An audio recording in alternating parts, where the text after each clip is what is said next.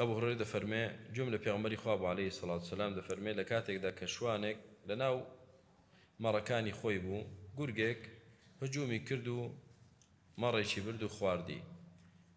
كابرا شوان بدوا قرقك كدا راي دا كربوي ماركي لي بالسنة بيجوي كبيكوجيت فالتفت إليه الذئب قرقك أوري لدايوا فرمي من لها يوم السبع ليس لها راع غيري روجي سبع يعني أويك درندا لو روجدا بز من شوانيانم كزنا من التوا يعني ما بس شيء داودي دفرمي يوم السبع أي يوم يطردك عنها السبع وبقيت أنا فيها لا راعي لها غيري لفرارك منه والأصح أنها تكون عند الفتن حين يتركها الناس هملا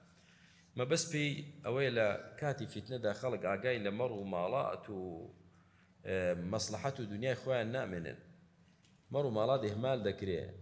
چه بناویان دەکەوێ گورگ بناوی دەکەوێ دەڵێ لەو ڕۆژەدا چ دەکەی بەس بۆ خۆم دەمێنمەوە شوانیان بم وكيفي خۆم دەیخۆم خەڵکی وتی فقال الناس سبحان الله فقال رسول الله صلى الله عليه وآله وسلم فإني أؤمن بذلك أنا وأبو بكر وعمر موضعي شاهد ليرة داتشيا أويكا لكاتي اشتك سرسام دبيتي داستا چون ذئب قسەی کرد بوتري چی بوتري سبحان الله لسر أو قسە کردنا بەڵێ چێ باوەڕی بەوە هەیە کە